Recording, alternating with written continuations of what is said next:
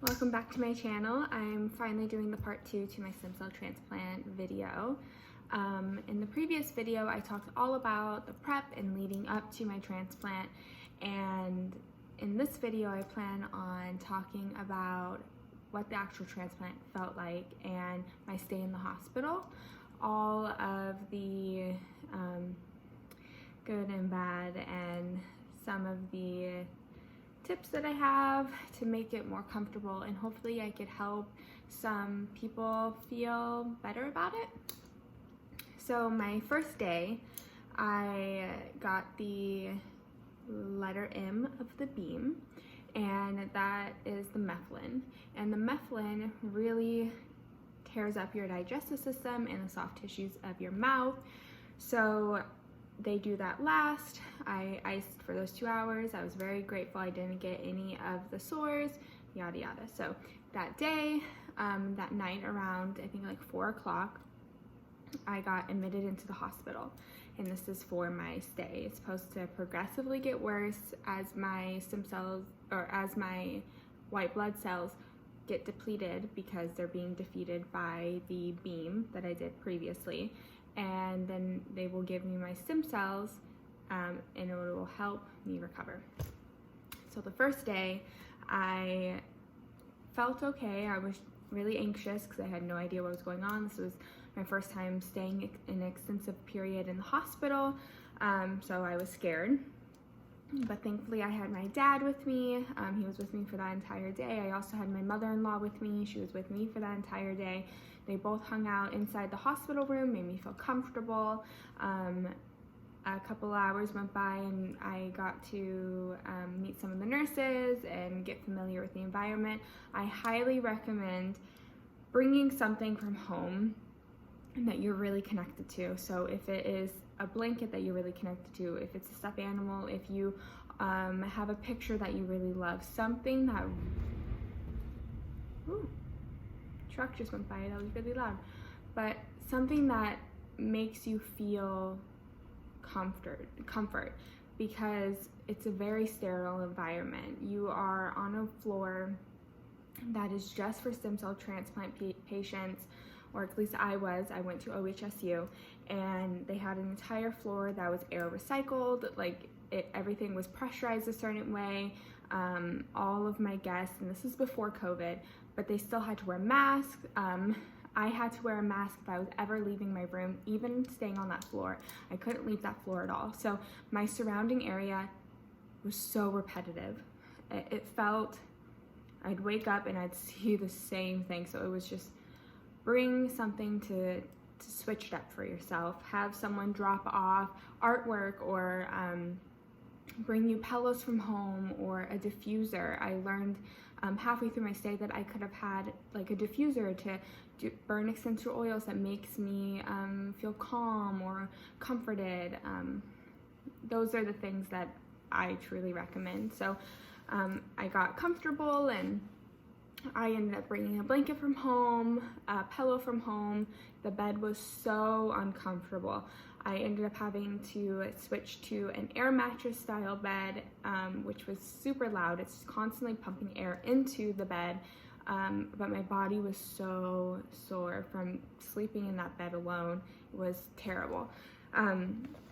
So I get comfortable. I get comfortable with my surroundings, and my mother-in-law, my dad leave, my fiance comes, and he plans to stay with me for my entire stay, luckily. He doesn't work far from the hospital, so he brought some things, and they had a little couch area for him to sleep in my room, which was super nice. That night I had my first dinner of hospital food, which was terrible. But it wasn't bad the first day, because it's the first day and it's something new. And the next morning at, I think it was like 1 o'clock in the afternoon, is when I was scheduled to get my stem cells. So the experience of receiving my stem cells back again, they told me I would have a funny taste. They said that I would feel a little lightheaded. I potentially could feel like the pounding of my heart in my chest. So I was really scared to know what I was going to experience. But they hooked me up, and I have my port, which I still have, and then on this side, I don't have it anymore, but I had a 3-prong catheter, and they would hook me up with 2 fluids. They also hooked me up to the stem cells, and they came in like a red bag.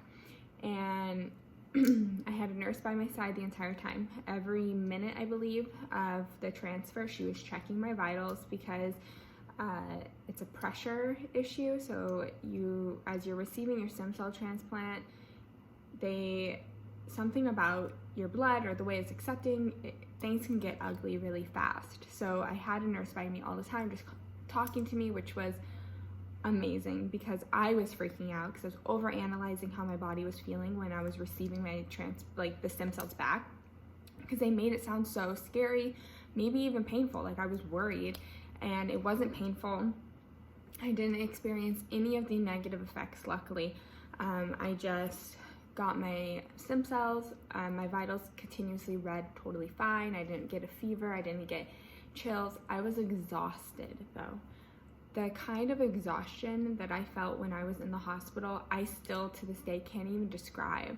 It was like my entire body was full of sand, and I could barely move.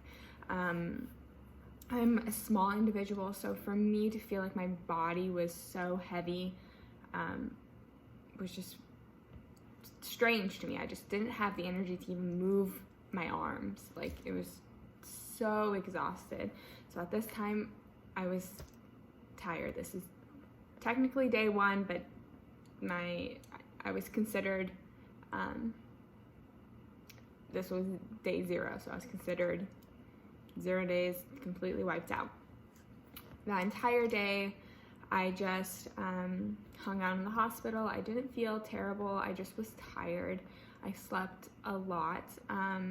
My body was achy, but I think part of that was because of the bed, and I wasn't used to sleeping in a bed that was that hard. It was bad, but I slept most of that night.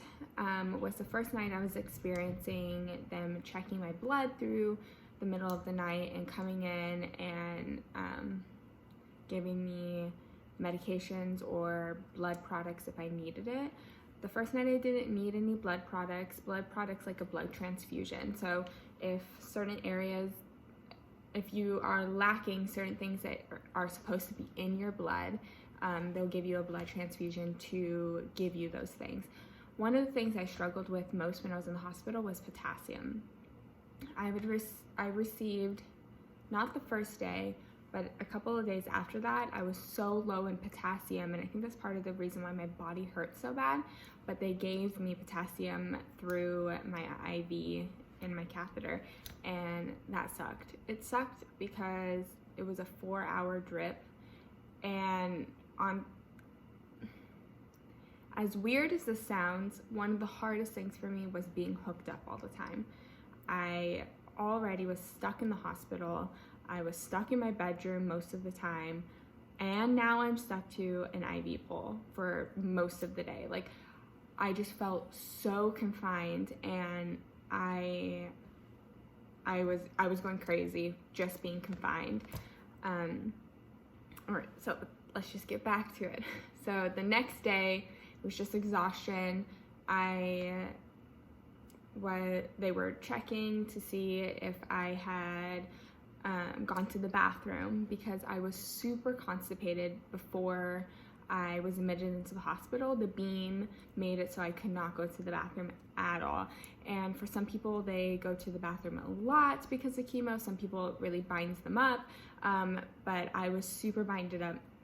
I hadn't gone at all. So I was taking tons of stool softeners, but they didn't want to give me anything super aggressive, because the chemo itself, eventually, as your cells are dying in your body, will cause really bad diarrhea. And I was skeptical if I was even going to get this side effect because of how constipated I naturally am. But let me tell you, I did. And if I did, you will.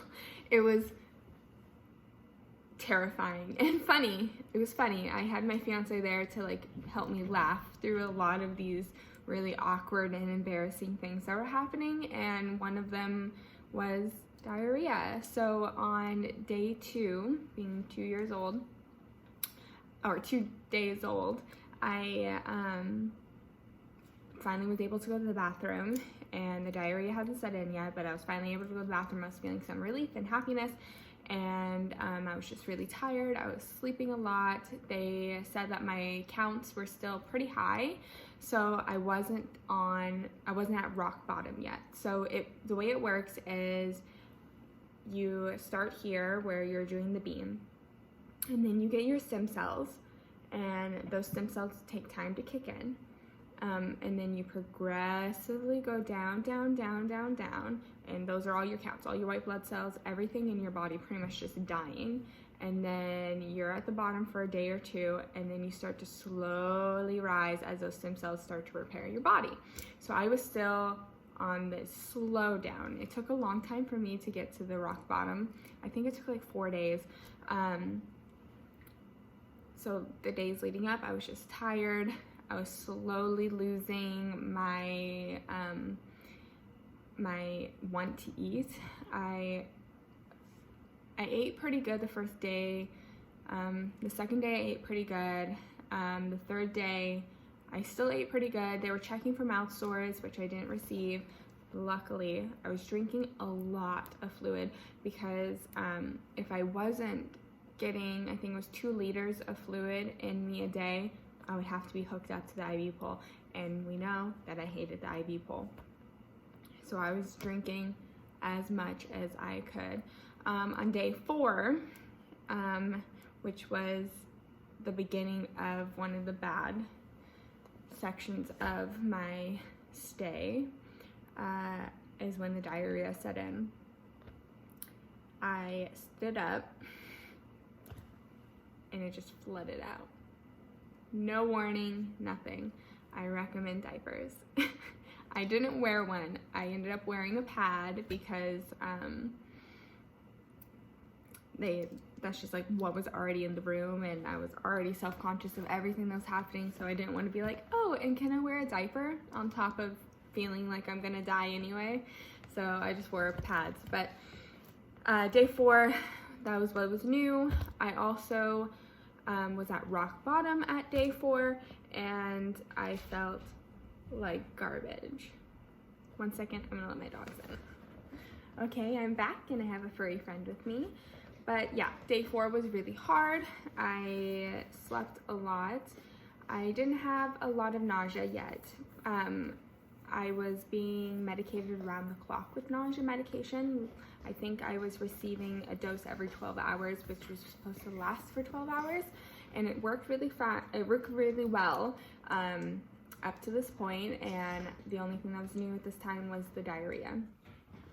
Day 5 and 6 pretty much was the same as day 4, except for I was progressively getting tired, and so tired, like a newborn baby tired. Like I would be awake for 20-30 minutes and then have to lay down, have to fall asleep. I would try to go do walks around my hospital floor, which they really encourage because they want you to stay active. They want you to stay alert and to really not just succumb to being so exhausted, which is hard. I found it hard after day 6. Day 7 and 8 were kind of the same as well, except for the nausea really set in. I started doing a dose of nausea medication, of one kind of medication every 12 hours, and then another medication every 6 hours, which sometimes the nurses pushed to every 4 hours because at this point I stopped eating. Like I didn't even want to drink anything. I would take sips of water here and there, but your mouth tastes so bad.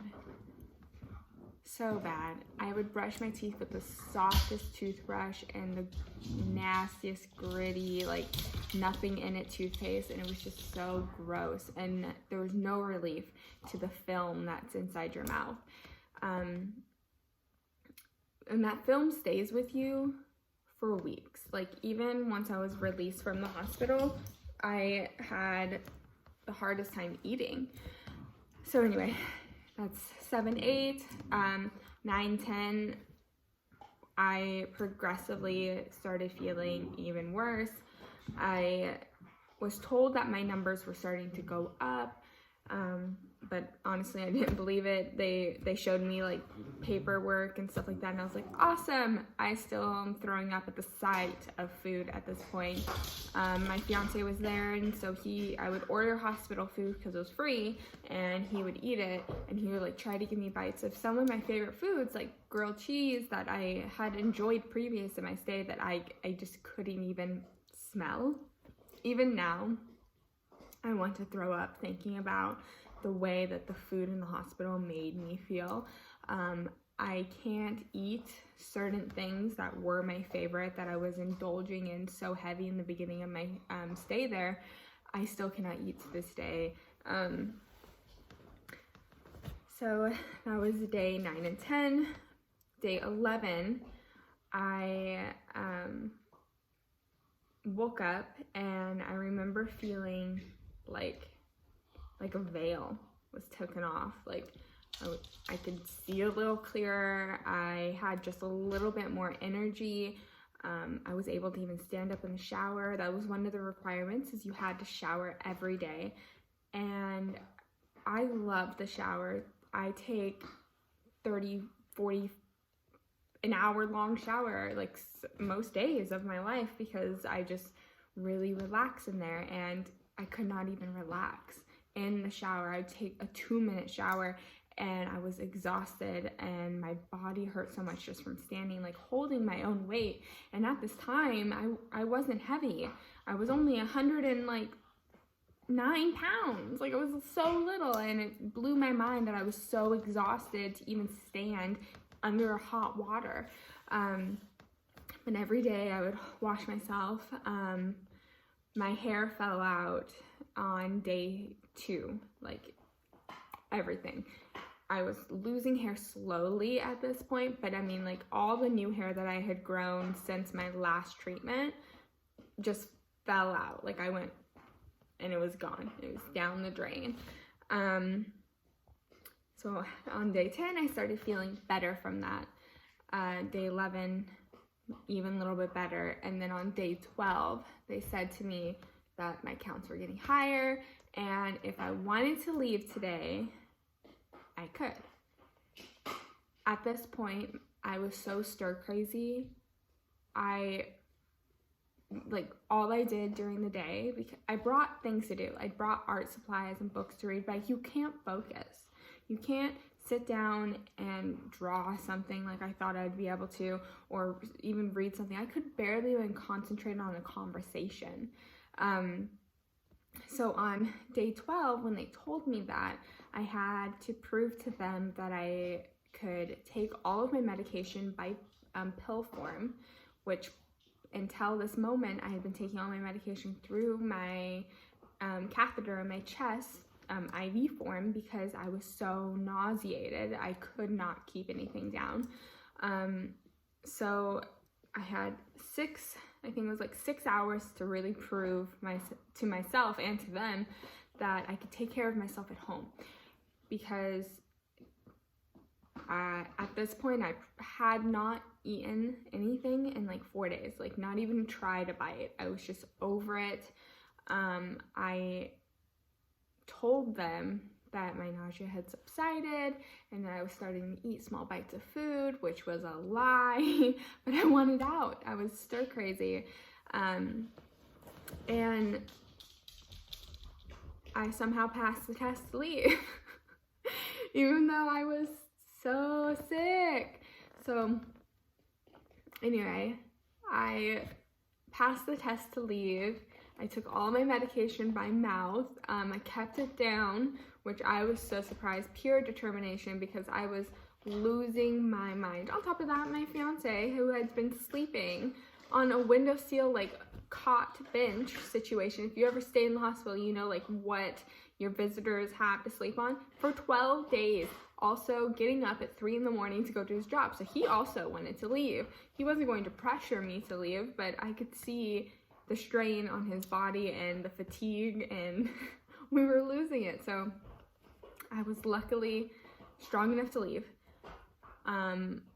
I got home and slept in a real bed, and I started my first day of recovery, and which could be a whole different video, because when I started to recover, it was in the middle of February, and that was the beginning of the coronavirus outbreak. Like, it started to become an actual issue, I think, in March, but in the middle of February is when the hospitals, or at least OHSU that I was going to 3 times a week at that point, started implementing safety requirements to come to the hospital at all. So that can be a whole story of recovery. Let me know if you want to know my experience recovering. I also apologize for how long it took to get this video up about the second video about my transplant up. It was hard to talk about. It's hard to revisit those really terrible times. It's hard to focus on cancer at all, especially in the world that we're in today. I didn't know how hard it was to have your personal world feel like it's on fire, and then on top of that, to have everything else around you. Dogs are barking. Hold on. Are we okay? Are we just gonna chill out? It's okay. You don't have anybody at the door, guys. We're okay. Well, you think we do. Hold on, I'm gonna let them out. Okay, I'm back. Oh, yeah. It's hard to face your personal world being on fire, but to have the actual world around you be on fire and watch people suffer from coronavirus and from losing their jobs. And now I live in the state of Oregon, so now our state's on fire. It was just hard to want to take on the emotional battle of revisiting something that I really desperately needed to put behind me. I'm going to start talking about it again. I feel like I have emotionally healed enough where it's not as taxing to talk about, but I'm still going to be kind. I'm going to rewatch this video and see how it makes me feel, see if it's okay for me to even publish. I feel weird talking about my cancer story while still being in the middle of it. Tomorrow I get to go in and have hopefully what is my very last scan. This scan will see if everything worked out the way we wanted it to. I ended up opting out of doing maintenance chemo because of the virus, because of how the world was. I didn't want to continuously deplete all of my immune system. That could also be a separate video. I could talk about my personal choices that I chose with fighting Hodgkins lymphoma, why I chose some of the choices that I did. A lot of those are personal, but it could help you if you have a lot of decisions to make. But yeah, so hopefully I keep making videos, but be kind to the idea of it because I am still healing. And if tomorrow goes well, I will be scheduling to get my port taken out, which is a whole nother emotional battle within itself. So yeah, thank you so much for watching, and thanks for your patience, and have a good rest of your day. Bye.